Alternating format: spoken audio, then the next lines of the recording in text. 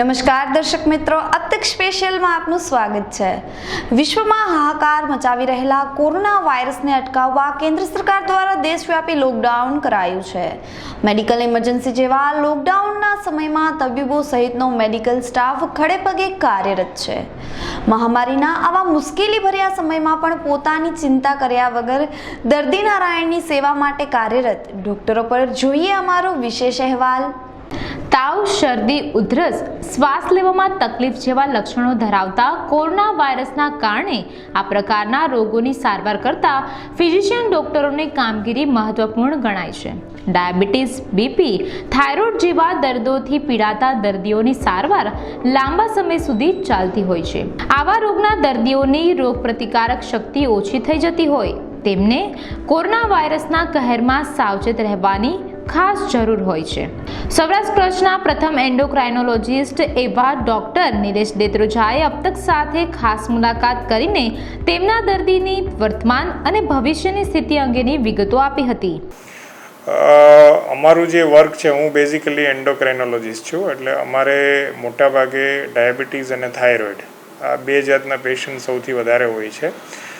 અને એમાં બી આ પરિસ્થિતિ છે એ મેઇનલી ડાયાબિટીસના દર્દીઓ માટે ધ્યાન રાખવા જેવી છે।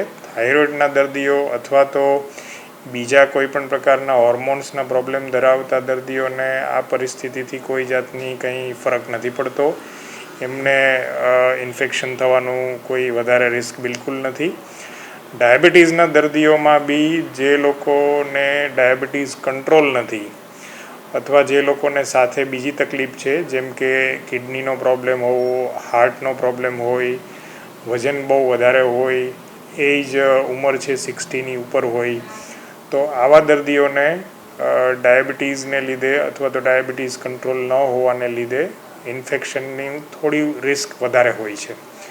તો એમને વિશેષ કાળજી એ રાખવાની કે ડાયાબિટીસ એમનું એકદમ કંટ્રોલ રાખવું જરૂરી છે।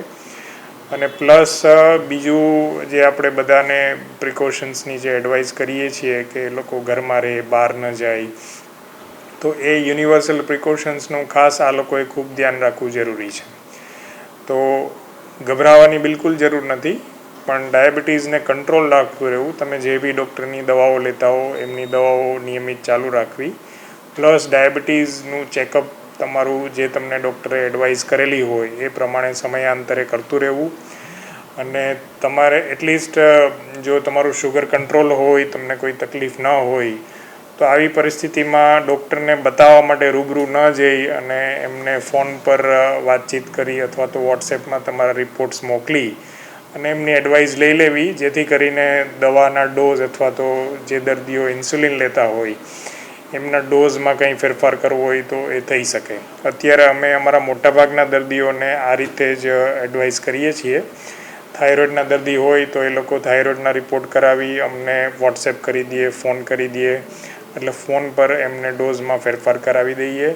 એ જ રીતે ડાયાબિટીસના દર્દી હોય તો એમને શુગર ચેક કરવા માટે કહી દઈએ, એ લોકો શુગર ચેક કરીને અમને ઇન્ફોર્મ કરે, એટલે એમને ફોન પર એમના ડોઝમાં શું ફેરફાર કરવો એ કહી દઈએ।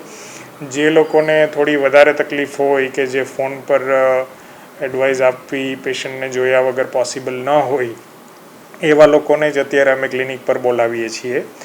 એટલે અત્યારે અમે ક્લિનિકનો ટાઈમ રિસ્ટ્રિક્ટ કરી દીધો છે। અમે રોજ 3 કલાક માટે વર્ક કરીએ છીએ અને પેશન્ટનો અહીંયા બી એકસાથે ભરાવો ન થાય એ માટે છૂટા છૂટા અલગ અલગ 15-15 મિનિટે એક પેશન્ટને જ અપોઇન્ટમેન્ટ આપીને બોલાવીએ છીએ, જેથી કરીને અહીંયા બી એમને કોઈ જાતનો પ્રોબ્લેમ ન થાય।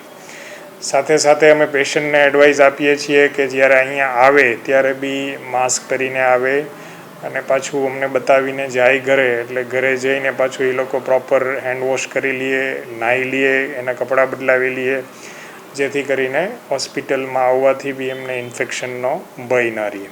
અત્યારે આપણે રૂટીન ઓપીડી બંધ કરીને માત્ર ઇમરજન્સી કેસો જોઈએ છે, ત્યારે લોકડાઉન પછી સ્થિતિ ખુલશે ત્યારે ફોલોઅપવાળા દર્દીઓ આવશે, ત્યારે એને મેનેજ કરવા માટે આપ કઈ પ્રકારનો? રાઈટ, એટલે બેઝિકલી પછી થશે એવું કે બધા જ પેશન્ટો આ લોકડાઉનને લીધે ઘણા બધા લોકો બતાવવા નહીં આવી શક્યા હોય, એટલે એવી પોસિબિલિટીઝ રહે કે એકસાથે બધા લોકો પાછા બતાવવા માટે, કન્સલ્ટેશન માટે ફરીવાર ભરાઈ જાય।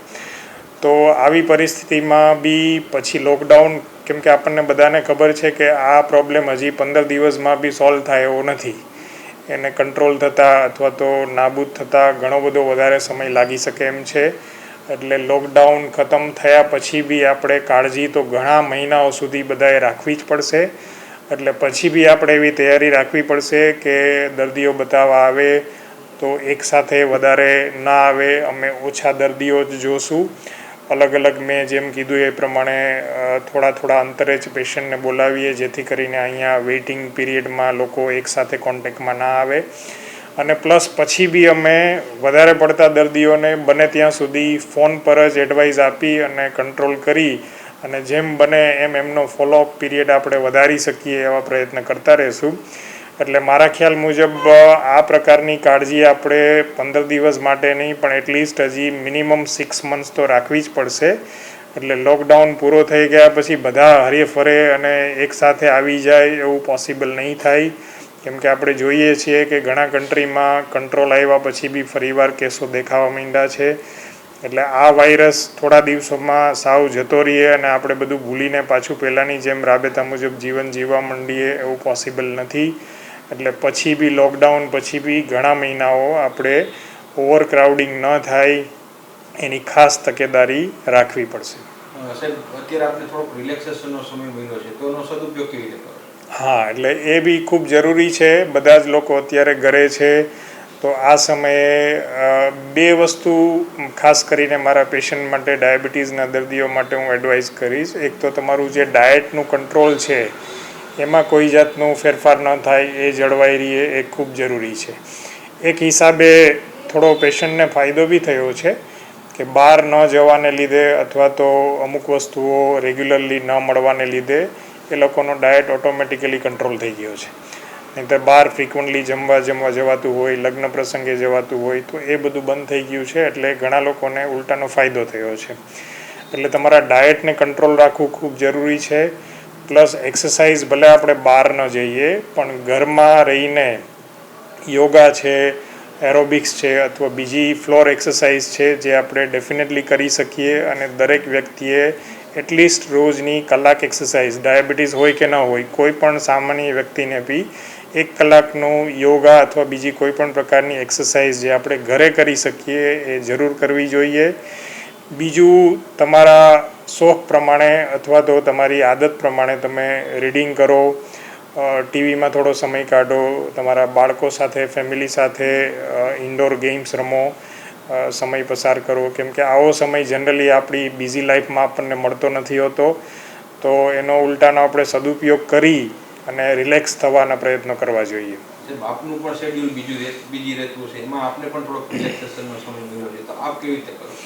અમારું શેડ્યુલ બી ખૂબ હેક્ટિક હોય છે. એટલે રેગ્યુલરલી અમને આવો સમય આટલા દિવસનો ફેમિલી સાથે નથી મળતો હોતો. એટલે અમે ખાસ કરીને ઘણીવાર અમારી ઈચ્છા હોય છે કે અમે રીડિંગ વધારીએ, ઘણું બધું રીડિંગ કરીએ પણ સમય નથી હોતો.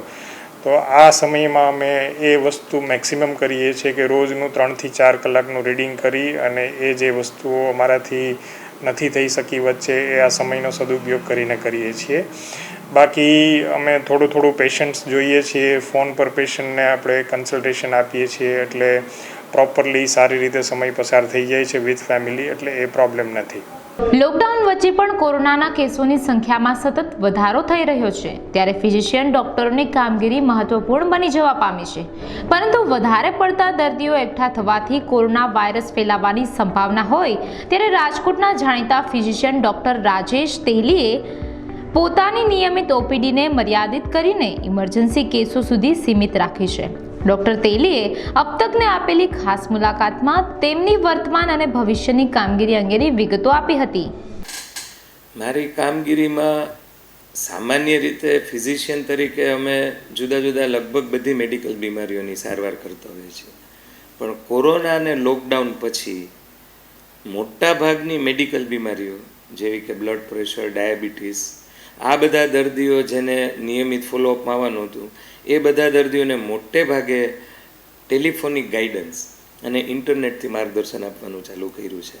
એટલે ડૉક્ટરોની પ્રેક્ટિસમાં એક બહુ અગત્યનો બદલાવ છે.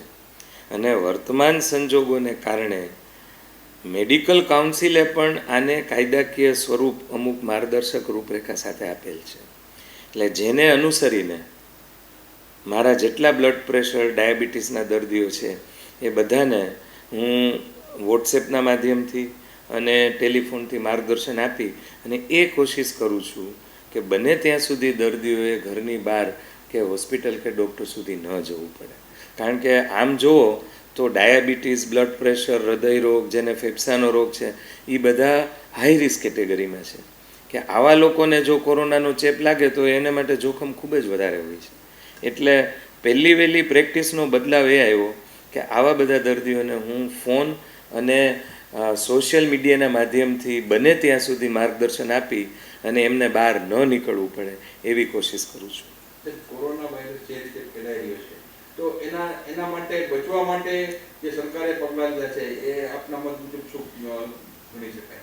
સરકારે કદાચ આપણા 70 વર્ષના ભારત દેશના ઇતિહાસમાં કોઈ બીમારી સામે રક્ષણ આપવા માટે અભૂતપૂર્વ કહી શકાય એવા કાર્યો કરે છે, એવી માર્ગદર્શન પૂરી પાડે છે અને સતત વૈજ્ઞાનિક ઢબે જનતાને આપણી સરકાર, આપણા પ્રધાનમંત્રી માર્ગદર્શન આપી રહ્યા છે.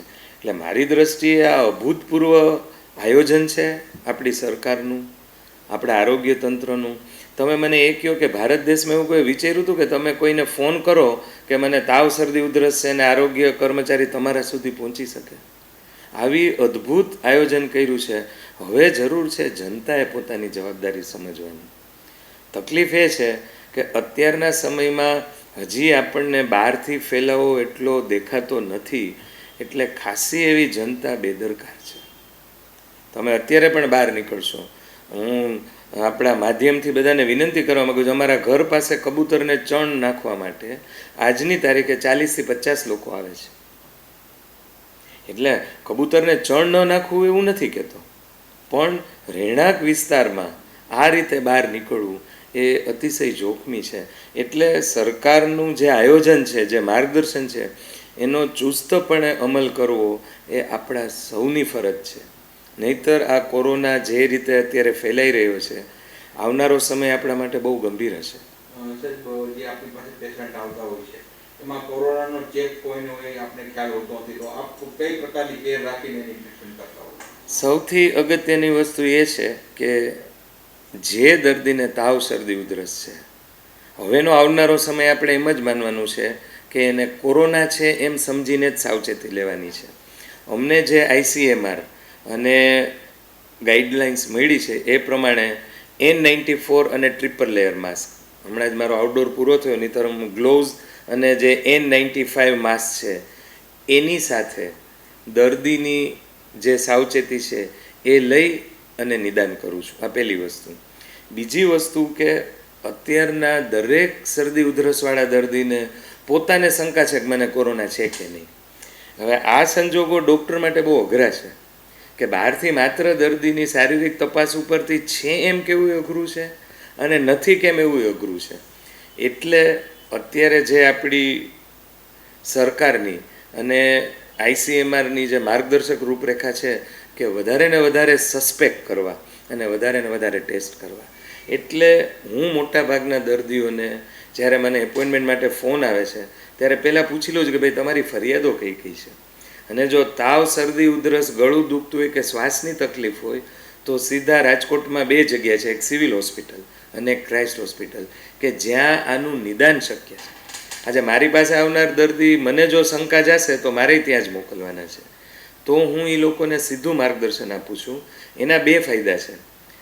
બીજી બધી હોસ્પિટલોમાં, નર્સિંગ હોમમાં કે આઉટડોરમાં દર્દી જાય તો એને તાવ, શરદી, ઉધરસ છે એ ત્યાં થોડો ચેપ ફેલાવી શકે અને પછી નિદાન માટે જાય. એટલે મારી બધા દર્દીઓને વિનંતી છે કે જેને તાવ, શરદી, ઉધરસ અથવા કોરોનાની શંકા થાય એવા ફોન ઉપરથી પણ જો ડૉક્ટરનું માર્ગદર્શન મળતું હોય તો એ લોકોએ સીધા જ ક્રાઇસ્ટ હોસ્પિટલ અથવા સિવિલ હોસ્પિટલ જઈ અને સારવારની દિશા લેવી જોઈએ, આવું મારું મંતવ્ય છે. અત્યારે આપની કામગીરી 20% જેવી 80% જેવી ઓછી કરી નાખી છે. જી.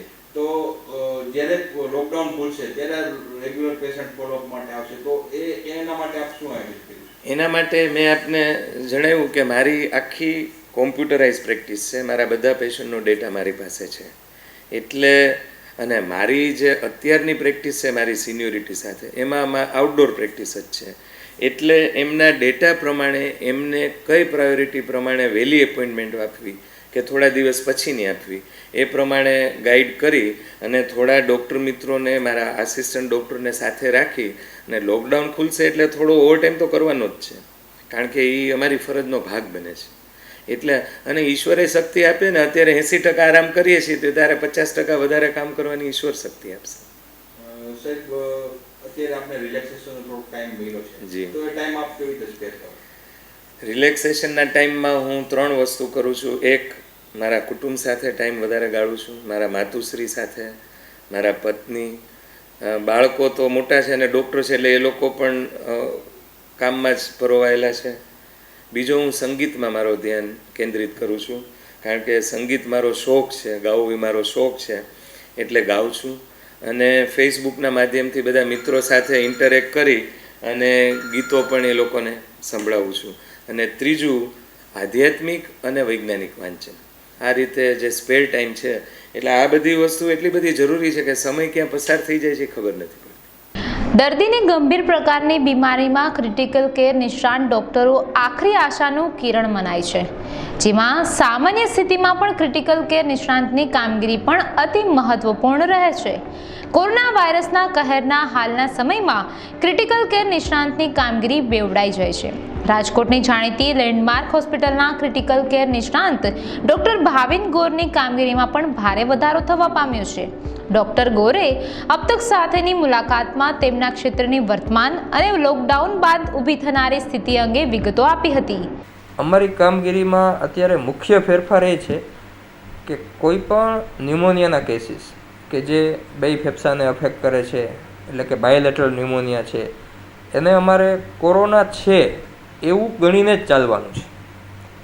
જેના કારણે અમુક જે કોરોના નથી એવા પેશન્ટને પણ અમારે કોરોના રૂલ આઉટ કરવા માટે કોરોના સેન્ટરમાં મોકલવાના થાય, જે આપણા ડેડિકેટેડ હોસ્પિટલ્સ છે, જે સિવિલ હોસ્પિટલ ને ક્રાઇસ્ટ હોસ્પિટલ, જેમાં અમે મોકલી આપતા હોઈએ છીએ. એમાં એક વખત ચેક થઈ જાય કે ન્યુમોનિયા કોરોનાના કારણે નથી, પછી જ આપણે એમને અધર પહેલામાં કરી શકીએ. બરાબર?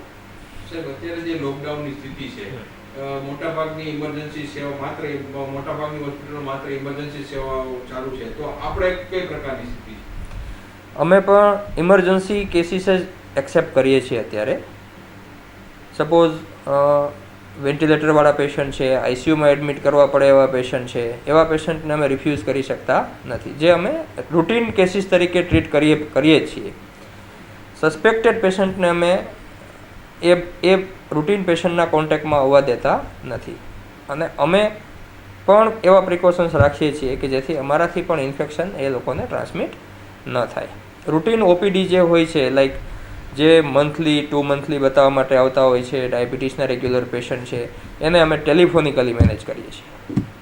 સાહેબ, આપ ક્રિટિકલ કેર નિષ્ણાત છો, તો આપના દર્દીઓને જે હોય એને જ કોરોના લાગવાના ચાન્સીસ કેટલા ગણી શકાય?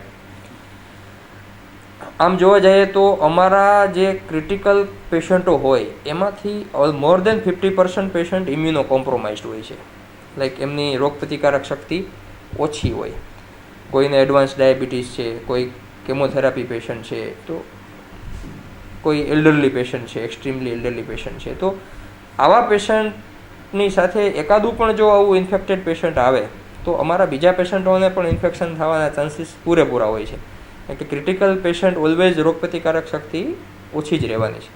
બીજું, ઘણી બધી પ્રોસિજર અમે કરતા હોઈએ. વેન્ટિલેટર ઉપર હોય તો ટ્યુબ મૂકેલી હોય. આ બધા જે ટ્યુબ છે દે આર ધ વે, આનાથી પણ એને નવું ઇન્ફેક્શન થવાના ચાન્સીસ હોય, જે અમારે આ બધું માઇન્ડમાં રાખી, ખ્યાલ રાખી અને ટ્રીટમેન્ટ કરવાની થતી હોય છે. અત્યારે રૂટીન ઓપીડી બંધ છે, ઇમરજન્સી આપ કેસ જોવો છો, તો જ્યારે લોકડાઉન ખુલશે ત્યારે જે રૂટીન પેશન્ટ છે આવશે, એના કારણે આપણી કામગીરીમાં વધારો થવાની સંભાવના છે, તો એના માટે આપ કઈ રીતનું આયોજન કર્યું? જે રૂટીન પેશન્ટ્સ છે એ ઓબ્વિયસલી એમની ડેટ ફોલોઅપ જતી રહી છે, એટલે રશ તો થવાનો જ છે. તો આ રશને મેનેજ કરવા માટે અમે એક સિસ્ટમ રાખેલી છે, જે અમે રૂટીનમાં પણ ફોલો કરીએ છીએ, કે બધા પેશન્ટને અમે ટેલિફોનિકલી એક પર્ટિક્યુલર ટાઈમ આપેલો છે કે 11 વાગે ઓપીડી ચાલુ થાય તો ફર્સ્ટ પેશન્ટ અમે 11નું જોઈએ છીએ, તો બીજા પેશન્ટને 10-15 મિનિટ પછીનો ટાઈમ આપેલો છે, જેથી એક સાથે બધા પેશન્ટ ઓપીડીમાં સાથે ન થઈ જાય. અને એ લોકોને ઇન્સ્ટ્રક્શન આપેલા છે કે તમારે તમારા ટાઈમે જ ઓપીડીમાં એન્ટર થવાનું છે, જેથી તમે બીજા પેશન્ટના કોન્ટેક્ટમાં ઓછા આવો. જેથી આ રીતે સેપરેશન કરવાથી આપણે લોકડાઉન પછીના પીરિયડમાં કોઈ પણ રેસિડ્યુઅલ રિઝર્વર કેસ એકાદો હોય તો એના કારણે બીજા લોકોને ઇન્ફેક્શન ન લાગે એનું આપણે એક કેર રાખી શકીએ. ઘણી વખત જે લોકો પાસે સ્પેસ મોટો છે ઓપીડીમાં એ લોકો ડિસ્ટન્સ રાખી શકે છે કે વચ્ચે 2 ચેર ખાલી રાખીને એક પેશન્ટને બેસાડી દેવું. એ રીતે કરવાથી પણ આવા ઇન્ફેક્શનના ચાન્સ ઓછા રહે.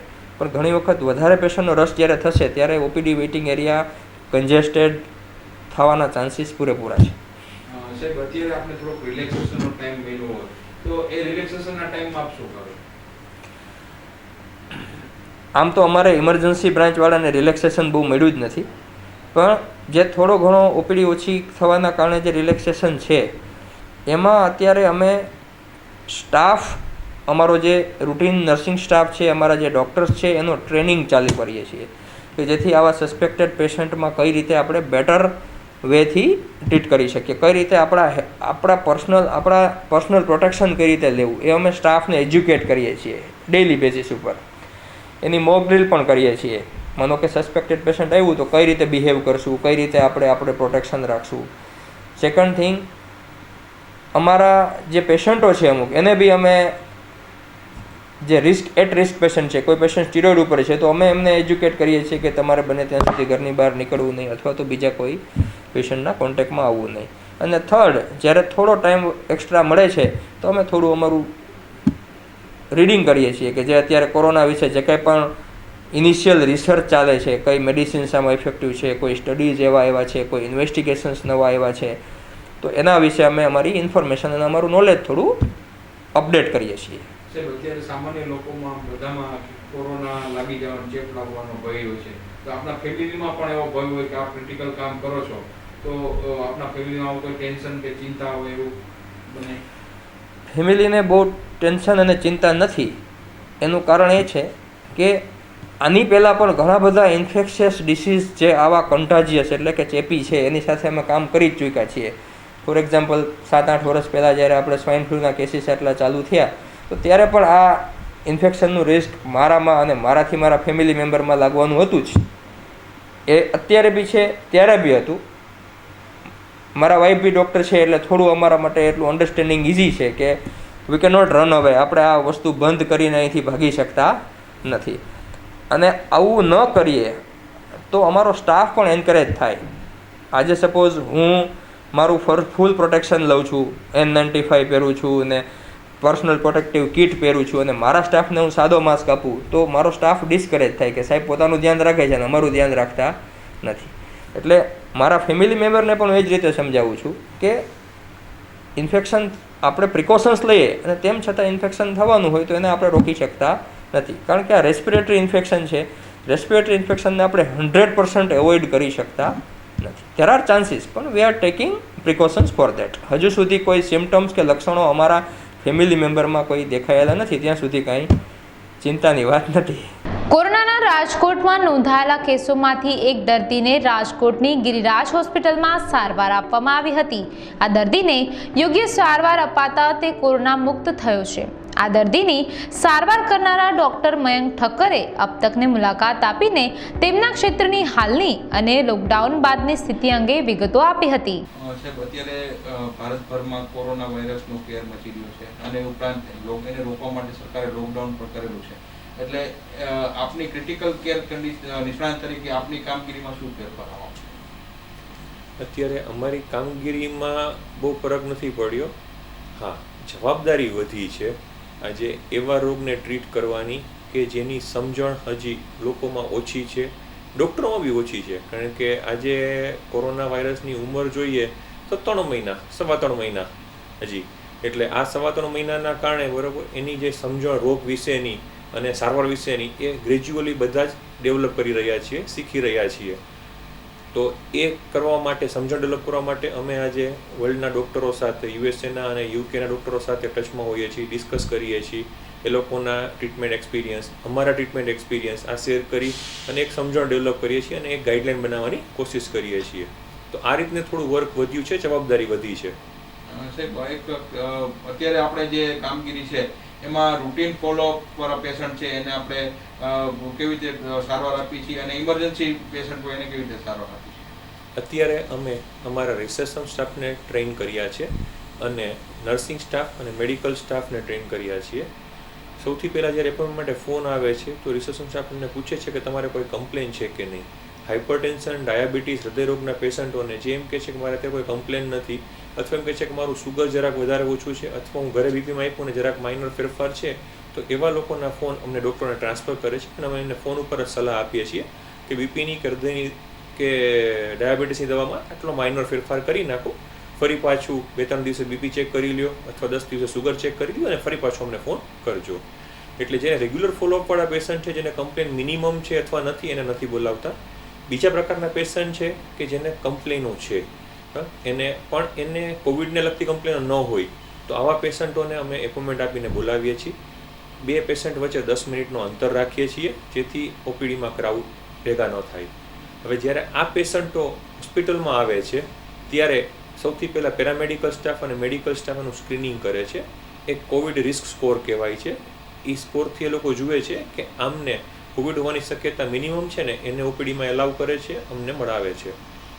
અહીંયા આવેલા પેશન્ટમાં કોઈકમાં એવું બને કે એને કોવિડ સ્કોર હાઈ આવતો હોય, મોડરેટ ટુ સિવિયર આવતો હોય, તો એને એક આઇસોલેટેડ એરિયામાં લઈ જવામાં આવે છે કે જ્યાં પીપી કિટ પહેરેલા બીજા સ્ટાફ હોય છે જે એમને એક્ઝામિન કરે છે, એમને ટ્રીટમેન્ટ ચાલુ કરે છે અને તાત્કાલિક એમને સિવિલ અથવા પ્રાઇવેટ કોવિડ સેન્ટર જે ક્રાઇસ હોસ્પિટલ રાજકોટમાં છે ત્યાં શિફ્ટ કરવાની વ્યવસ્થા કરે છે.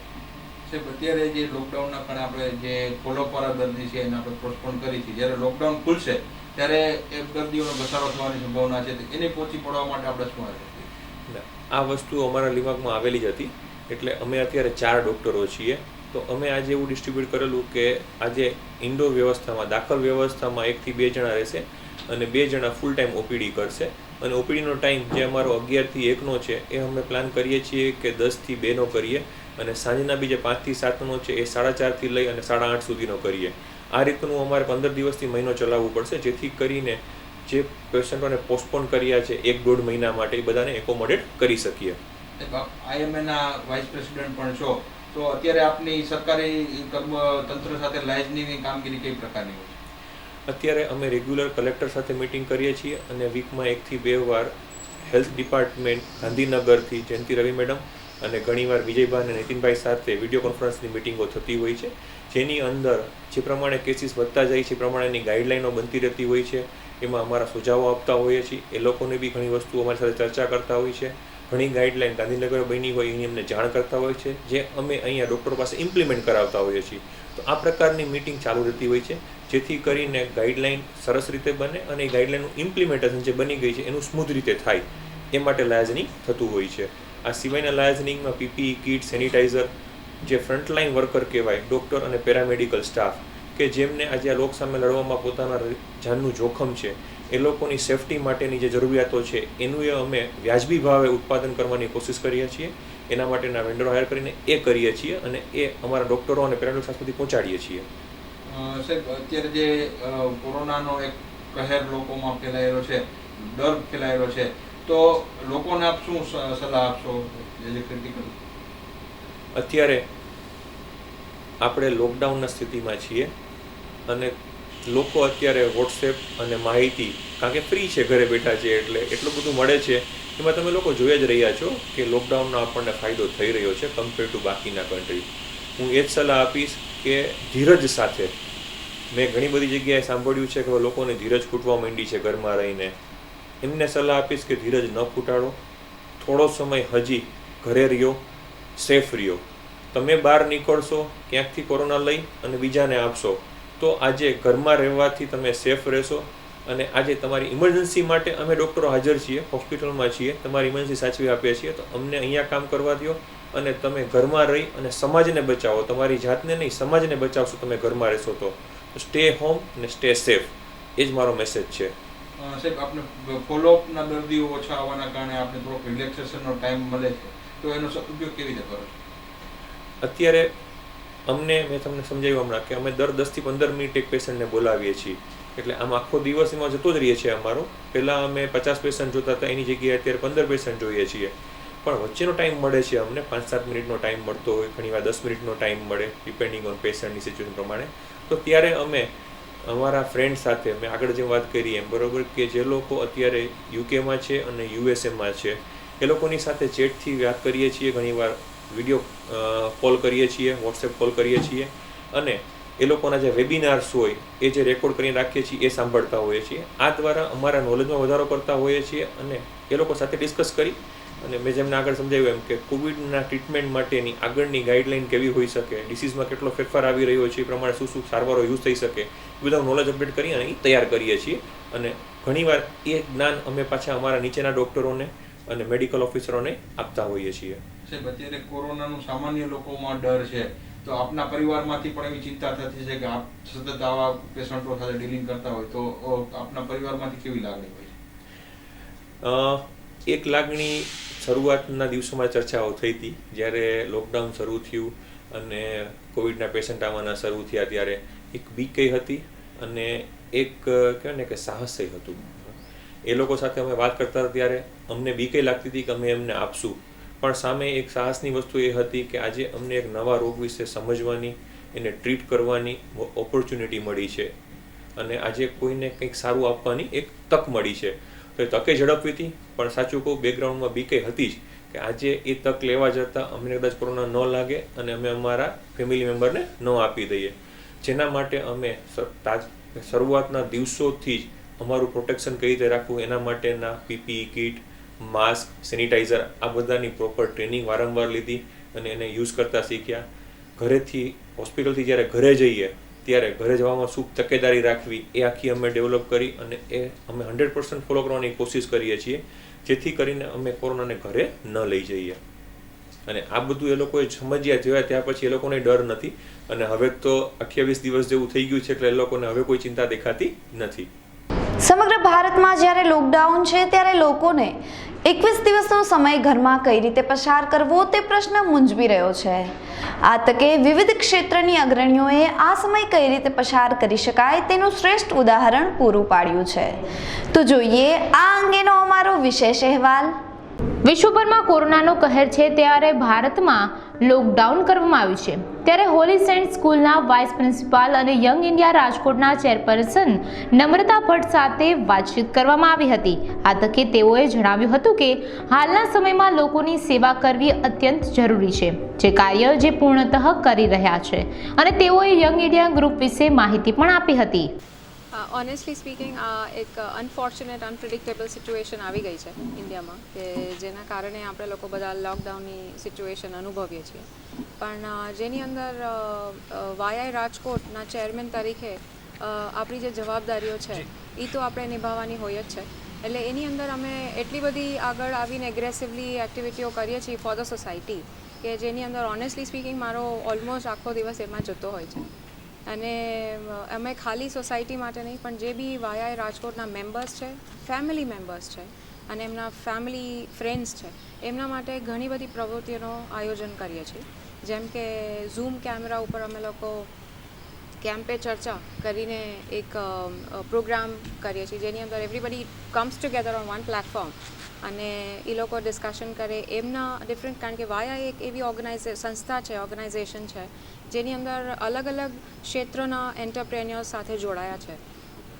તો કોવિડ-19નું એમના ક્ષેત્ર ઉપર, એમના ફિલ્ડ ઉપર શું અસર છે, એ લોકો કઈ રીતે હેન્ડલ કરે છે અને એમાંથી કેવી રીતે બહાર આવવાનું એ લોકો બધું કરે છે તૈયારીઓ, અને એ લોકો એમના વર્કર્સ છે, સ્ટાફ છે એને કેમ સપોર્ટ કરે છે. સો everything is discussed on that. Along with that અમે લોકો બીજી લોકડાઉન ચેલેન્જ બી સ્પેશિયલી મેન માટે કરી છે, લોકડાઉન ચેલેન્જ ફોર મેન, જેની અંદર અત્યારે everybody is under the lock at home. તો જેમાં નોર્મલી એવું હોય કે ઇન્ડિયન લેડીઝ હોય એ ઘરમાં રહીને હાઉસવાઇફ કુકિંગ કરતા હોય કે ક્લિનિંગ કરતા હોય ને એવી રીતે, પણ અત્યારે મેન છે તો વાય નોટ ઘરે રહીને જો તમે પણ તમારા પાર્ટનરનો, ફેમિલીનો થોડો બી સપોર્ટ કરી શકો, if you can be supporting to her in some of the other activities at home, why not. તો અમે એન્કરેજ કરીએ છીએ અત્યારે બધા મેલ મેમ્બર્સને કે ઘરે રહીને થોડું ઘણું જે બી સપોર્ટ કરી શકે ફિમેલને એ બી કરે, so that be a great help. બેન, લોકડાઉન પહેલાં આપની દિનચર્યા શું હતી? લોકડાઉન પહેલાં me being a part of Holy Saint School, a vice principal of Holy Saint School, so being a part of a school, તમને ખ્યાલ જ હશે કે સ્કૂલના ફિલ્ડની અંદર, ક્ષેત્રની અંદર જે બી હોય એનો દિવસ બહુ જલ્દી સ્ટાર્ટ થતો હોય, બહુ વહેલો સ્ટાર્ટ થતો હોય. સો I used to be like up in the morning by 6:37 અને by 8 I'm in the office. પણ અને એવરીથિંગ સ્ટાર્ટ્સ અને દિવસનો અંત થાય ત્યારે લાઈક વર્ક એન્ડ થાય ત્યારે ઓલમોસ્ટ ઇવનિંગ 7 થઈ ગયું હોય. પણ અત્યારે the whole routine has changed. ફેમિલીને કેવું લાગે છે આ સમયગાળા દરમિયાન કે vice principal of the school હવે 24 કલાક ઘરે ઘરની પ્રવૃત્તિઓમાં ઇન્વોલ્વ રહેવું, ફેમિલીને કેવું ફીલ થાય છે? ઓનેસ્ટલી સ્પીકિંગ, ખાલી ફેમિલી માટે કહીએ કે આપણા માટે ડિફિકલ્ટ ટાઈમ તો છે, કારણ કે આવું આપણે કોઈ વાર અનુભવ્યું જ નથી લાઈફમાં, કે ઇનફેક્ટ વિચાર બી ના આવ્યો હોય કે આવી રીતે આપણે ઘરમાં એક જ જગ્યાએ રહીને બહારમાં પણ નથી નીકળવાનું કે બહાર ક્યાંય આવવા જવાનું બી નથી. So it is difficult to handle for sure, but we are handling quite positively. And આની અંદર what important I feel is to be positive, to stay strong, અને સારી એક્ટિવિટીમાં તમારી ઇન્ડિવિજ્યુઅલ ઓલાને ઇન્વોલ્વ રાખો, જેની અંદર અમે લોકો સ્કૂલના બાળકો માટે પણ અલગ અલગ એક્ટિવિટીઓ લાવ્યા છીએ. So which that you keep yourself involve with different activities, અને તમે ટાઈમ કાઢવાનો છે તો કાઢવાનો જ છે. Now it's up to you whether you want to take it negatively or positively. બેન, આપ યંગ ઇન્ડિયા રાજકોટના ચેરપર્સન તરીકે પણ આપ કાર્યરત છો. હાજી. યંગ ઇન્ડિયા માટે તો આપ ઘણી ખરી પ્રવૃત્તિઓ કરો છો, પરંતુ આ લોકડાઉન દરમિયાન એવી કોઈ પ્રવૃત્તિ જે પર્સનલી આપને સૌથી વધારે ગમતી હોય કે જે પહેલાંના સમયમાં આપણે ન કરી અને we of time to fulfil that, શું કહેશો? Honestly speaking, I'm very much interested in painting. So પહેલાંના ટાઈમની અંદર when I was in school and college, I used to find time કે ઓઇલ પેઇન્ટિંગ કરીએ કે એવી રીતે આગળ કોઈ creativity, because I am a creative person basically at heart. So એમાં કરીએ, અને પછી જેમ જેમ તમે વર્કમાં ઇન્વોલ્વ થતા જાઓ, તમારું પ્રોફેશનલ લાઈફ આગળ વધતી જાય, એવી રીતે એનો ટાઈમ થોડો ઓછો મળે લાઈફમાં. પણ somehow I feel કે this is if you take it in a positive way, then this is a good opportunity to explore your hobbies, your talent, અને એને તમે વધારે એમાં તમે ટાઈમ સ્પેન્ડ કરી શકો. એટલે whenever I find time right now, I do try to paint and draw. Yeah. Tell us something about Young India. Young Indians એક નેશન બિલ્ડિંગ ઓર્ગેનાઇઝેશન છે, જેમના 46 ચેપ્ટર્સ ઓલ ઓવર ઇન્ડિયા છે, across India. Rajkot આપણે ગયા વર્ષે launch થયું, જે આપણા CM સાહેબ શ્રી વિજયભાઈ રૂપાણીના હસ્તે લોન્ચ થયું ગયા વર્ષે. અને I be very happy to say that we are doing very well. And રાજકોટના નામાંકિત જે પોપ્યુલર ફેમસ જે વેલ એસ્ટાબ્લિશ એન્ટરપ્રેન્યોર્સ છે, જે વાયા રાજકોટનું અત્યારે પાર્ટ છે ટીમના. સો વી ડુઈંગ વેરી વેલ. અને આમાં આપણે ડિફરન્ટ લેવલની ઘણી બધી પ્રવૃત્તિઓ કરીએ છીએ, જેમ કે રોડ સેફટી છે, ગિફ્ટ એન્ડ ઓર્ગન છે, યુવા છે which is specially for the college students, માસૂમ છે, થાલેર છે, એક્સેટ્રા એક્સેટ્રા. બેન, યંગ ઇન્ડિયાની આપણે વાત કરી, પણ આ ગ્રુપ જોઈન કરવા પાછળનું એવું તો શું કારણ કે you join this group? C, બધા જ ગ્રુપ સારા જ છે, જેટલા રાજકોટમાં અત્યારે છે, કે ઇન્ડિયા લેવલે બીજા બધા ઘણા બધા ગ્રુપ્સ છે કે જે ચાલી રહ્યા છે, અને ઇનફેક્ટ ઘણા વર્ષોથી એસ્ટાબ્લિશ છે. પણ મને પોતાને જે યંગ ઇન્ડિયન્સની એક સ્પેશિયાલિટી ને યુનિક ફ્લેવર લાગી કે આની અંદર મેમ્બર થવા માટે you need to fall under the age group of 20 to 40, first thing. Second thing, તમે એક એન્ટરપ્રેન્યોર ખુદ હોવા જો કે જેની અંદર તમે એક વેલ્યુ એડ કરી શકો આ સંસ્થાને. હા, family gathering, family functions, family bonding time આ બધું હોય છે, પણ આનો મેઇન એજન્ડા છે નેશન બિલ્ડિંગ. અને જો આપણે કોઈ એવું સમજતા હોય કે યંગ ઇન્ડિયન્સ છે ખાલી NGO છે, તો આ NGO નથી. We try and building a nation in a very different way. We try and we want to have leaders for tomorrow. We don't believe in having followers. We give leaders to the society. Young Indians, they even support women entrepreneurs and women leadership to come forward in this society and to hold the task. બેન as a female અત્યારના જે અન્ય જે મહિલાઓ છે lockdown પીરિયડમાં ખૂબ જ ચિંતિત થઈ જતું હોય છે, અપસેટ રહેતા હોય છે. આ સમયગાળા દરમિયાન તેઓ બૂસ્ટઅપ રહે, તેઓ મોટિવેટેડ રહે, એવો કોઈ આપનો સંદેશ? ચિંતિત શેના માટે? ફેમિલીની રિસ્પોન્સિબિલિટી વધી જાય, જે એમના હસબન્ડ હોય કે એમના બાળકો હોય જે પહેલાં કામ કરવા જતા હોય કે બિઝનેસમાં હોય કે છોકરાઓ છે સ્કૂલે જતા હોય, કોલેજે ભણવા જતા હોય, તો એ રિસ્પોન્સિબિલિટી છે ને નિભાવવાની હોય. પણ હવે કમ્પ્લીટ રિસ્પોન્સિબિલિટી આવી ગઈ. ઘણા ખરા ફેમિલીમાં એવું પણ જોવા મળે કે એમના જે હસબન્ડ હોય તે કામ ન કરાવતા હોય, તો એ પણ ક્યાંક ને ક્યાંક રિસ્પોન્સિબિલિટી આવે છે. આ સમયે મહિલાઓએ મોટિવેટેડ કેમ રહેવું? I feel it is all about mindset. તમે જે વાત મને કરી કે તમે જે પ્રશ્ન પૂછ્યો એ બહુ રિયલિસ્ટિક ક્વેશ્ચન છે અને ડેફિનેટલી એવું જોવા મળે છે કે બધાના જ ઘરની અંદર જે મેલ મેમ્બર્સ છે એ હેલ્પ કરતા નથી હોતા. એવું નથી કે નથી કરવી, પણ એ લોકો યુઝ ટુ નથી, એટલે એ લોકોને એવું ઇનિશિયેટિવ લેવાનું મન થતું નથી. એટલે એક કોઈ લેવલે આવીને એક ફ્રસ્ટ્રેશન હોય કે ઇરિટેશન હોય કે ઓવરબર્ડન હોય જે લેડીઝને ફીલ થતું હોય. But to feel and to keep your self motivated, મને એવું લાગે કે થોડી વાર આખા દિવસમાં 15 મિનિટ તમારા માટે કાઢો, જેની અંદર તમને પોતાને જે વસ્તુ ગમતી હોય, જે હોબી હોય કે કંઈ બી હોય, એ તમે તમારા માટે કરો. And it could B even listening to music, it could B watching TV, it could B meditation, it could B yoga, it could B એક્સરસાઇઝિંગ, it could B anything. But find out 15 minutes for yourself which makes you happy and which brings smile on your face. Very last question, your message to the citizens of Rajkot during lockdown. It is very important to stay at home. Please, please, please abide by the rules what government is saying. Please stay home, stay safe. અને young Indians અને મી નમ્રતા ભટ્ટ, આઈ ફર્મલી believe જે રાજકોટને રંગીલું રાજકોટ કહેવાય છે એ ટૂંક સમયની અંદર પાછું એવી જ રીતે હસતું ખેલતું આપણે બધા સાથે રસ્તા ઉપર હસવું, જેની અંદર આપણે બહારે ફરતા હશું અને બધા ફેમિલી સાથે એન્જોય કરતા હશે આપણા પોતાના રિંગ રોડ ઉપર. So I am sure just stay positive, keep smiling and don't give up. I'm sure we are going to win this battle against COVID-19. Thank you so much. ટીપોસ્ટના માલિક સમીરભાઈ અબતક સાથેની વાતચીતમાં જણાવ્યું હતું કે તેમનો વિશ્વાસ છે કે ટીપોસ્ટ એક ઉચ્ચ શિખર પર પહોંચશે, જેના માટે તેઓએ લોકોને શ્રેય આપ્યો હતો. અત્યારે ટી પોસ્ટની ગુજરાત, રાજસ્થાન, મહારાષ્ટ્ર અને MP 4 સ્ટેટમાં અમે છીએ અને 4 સ્ટેટમાં અમારી 180 પ્લસ અમારી બ્રાન્ચીસ છે અત્યારે, એટલે 180 પ્લસ અમારા આઉટલેટ છે અત્યારે ટી પોસ્ટના.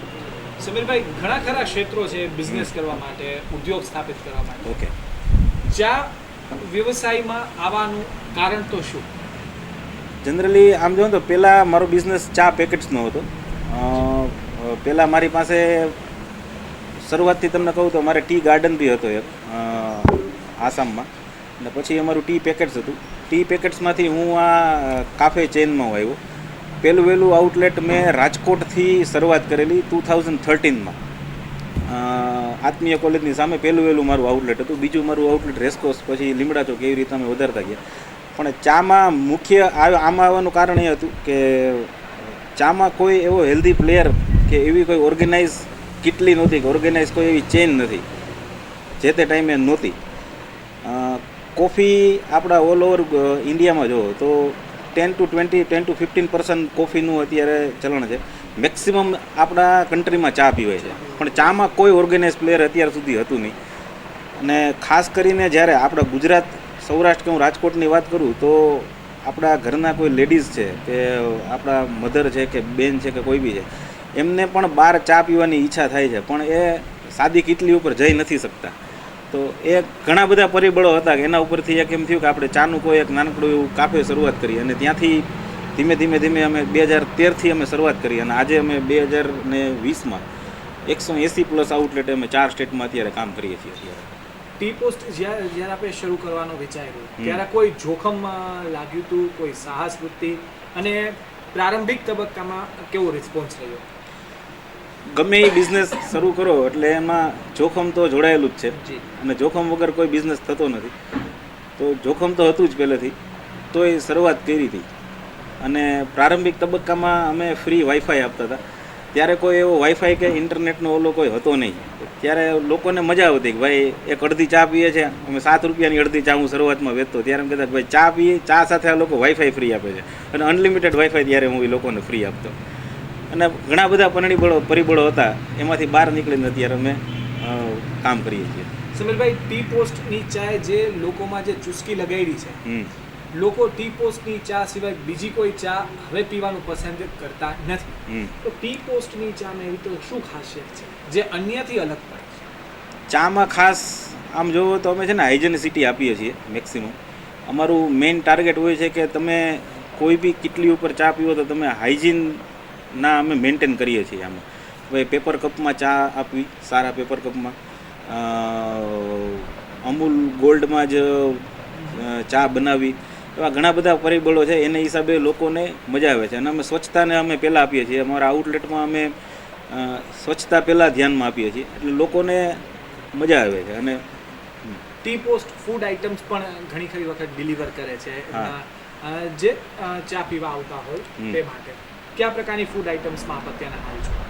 અત્યારે અમે આમ જોવો તો મેઇનલી અમે છે ને સ્નેક્સ અમે પ્રોવાઈડ કરીએ છીએ. અમારું મેનુ ઓલવેઝ ટમી ફૂલ મેનુ હોય છે, કે એવું કોઈ નથી કે ભાઈ લંચ અને ડિનરનું મેનુ છે. અમે ખાસ કરીને હાંડવો, એ અમારી કોર પ્રોડક્ટ છે.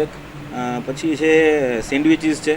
પછી અમારા જેટલા ટી પોસ્ટના અમે એક નવું જે વર્ટિકલ ઊભું કર્યું છે, ધ દેશી કાફે કરીને, જે અત્યારે અમે રાજકોટ, જામનગર અને અમદાવાદમાં 3 જગ્યાએ અમે ઓપન કર્યા છે. એમાં અમે ગાંઠિયા, સેન્ડવિચીસને એવું બધું વેચીએ છીએ. પણ બહુ સરસ રીતે અમે ગાંઠિયા બનાવીએ છીએ. પ્યોર સિંગ તેલમાં ગાંઠિયા બનાવીએ, સારા બેસનથી ગાંઠિયા બનાવીએ છીએ. અને ગાંઠિયામાં પણ અમે એટલી હાઇજેનિટી મેન્ટેન કરીએ છીએ. ટી પોસ્ટ હોમ ડિલિવરી કરે છે કે ચાને? ચાને લઈને અમારા જે સિટીના આઉટલેટ છે ત્યાંથી અમારા આ ઓનલાઈન પાર્ટનર્સ છે, ડિલિવરી પાર્ટનર્સ, એના થ્રુ અમે ડિલિવરી કરાવીએ છીએ. લોકડાઉન પીરિયડની વાત કરીએ તો લોકડાઉનમાં અમે નથી કરતા અત્યારે. અત્યારના ટી પોસ્ટની જ્યારે આપણે વાત કરીએ છીએ સમીરભાઈ, કેટલો સ્ટાફ હાલ ઓવરઓલ ટી પોસ્ટ સાથે જોડાયેલો છે? ઓલ ઓવર સ્ટાફનું હું તમને વાત કરું તો ટી પોસ્ટ સાથે સ્ટાફ જોડાયેલો હશે લગભગ સ્ટાફમાં 1000થી 1200 લોકો જોડાયેલા હશે.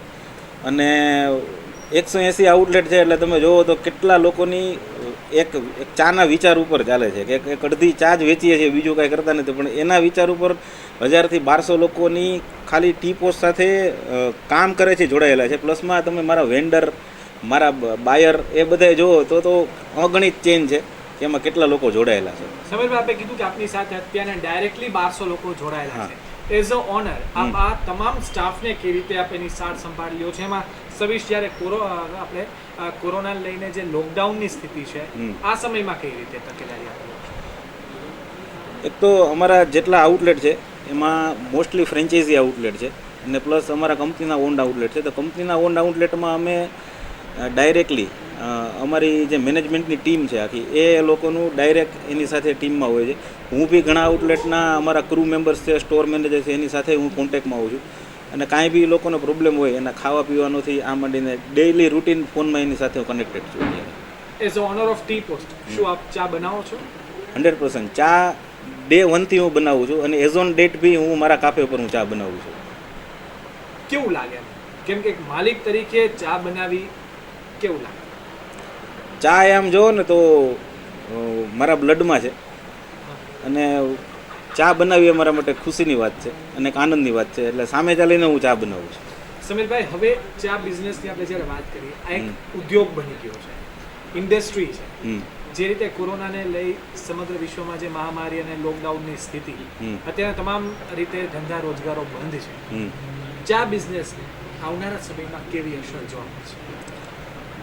ખાસ કરીને કાફે ઇન્ડસ્ટ્રીઝને થોડી ઘણી અસરો પડશે, પણ 2-3 મહિના સફર કરવું પડશે, પાછો આવી જશે, કોઈ પ્રોબ્લેમ નહીં આવે. પણ અત્યારે ટાઈમ છે, ધંધા બિઝનેસ ચાલુ થાય પછી પોઝિટિવ રહેવાનો, નહીં કે નેગેટિવ રહેવાનું. પોઝિટિવ રહીને આપણો બિઝનેસ આપણે હલાવવાનો છે, એટલે આવશે જ લોકો, કોઈ પ્રોબ્લેમ નથી. સમીરભાઈ, એક પ્રશ્ન એ પણ પૂછવાનું મન થાય, આ સમયગાળા દરમિયાન આપ ઘણી ખરી સેવાકીય પ્રવૃત્તિ પણ કરો છો, તે વિશે થોડી માહિતી આપો. અત્યારે અમે ખાસ જોવો તો રાજકોટમાં રાજકોટના જે પોલીસ કમિશનર છે મનોજ અગ્રવાલ સાહેબ, તથા ડીસીપી ઝોન 2 મનોહરસિંહ જાડેજા સાહેબ છે, એમની સાથે કનેક્ટેડ રહીને અમે રાજકોટના જેટલા પોલીસની જે ચોકીઓ છે લગભગ આઈ થિંક 51 કે 52 ચોકી છે એના ઉપર જઈને એના લગભગ 900થી 1000 સ્ટાફને અમે ચા અને સ્નેક્સ અમે પ્રોવાઈડ કરીએ છીએ. અમારી ગાડી ત્યાં જાય છે રૂટીન ત્યાં રોજ બપોરના, અને એ લોકોને ત્યાં સ્નેક્સ અને ચા ડેઈલી અમે પ્રોવાઈડ કરીએ છીએ.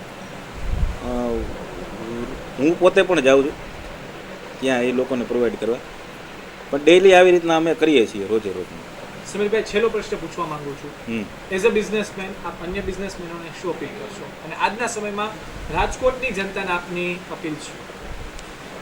અત્યારે કોરોનાની મહામારી છે, ખાલી એક જ અપીલ છે, સ્ટે હોમ સ્ટે સેફ. ઘરમાં રહો તો આપણે આ જંગ ચોક્કસ ને ચોક્કસ જીતી જશું, કોઈ પ્રોબ્લેમ નહીં આવે. તો આ હતા આજના અબ સ્પેશિયલ. આ જ રીતે વધુ માહિતી સાથે ફરીથી મળતા રહીશું. ત્યાં સુધી મને રજા આપો અને જોતા રહો અબ તક. નમસ્કાર.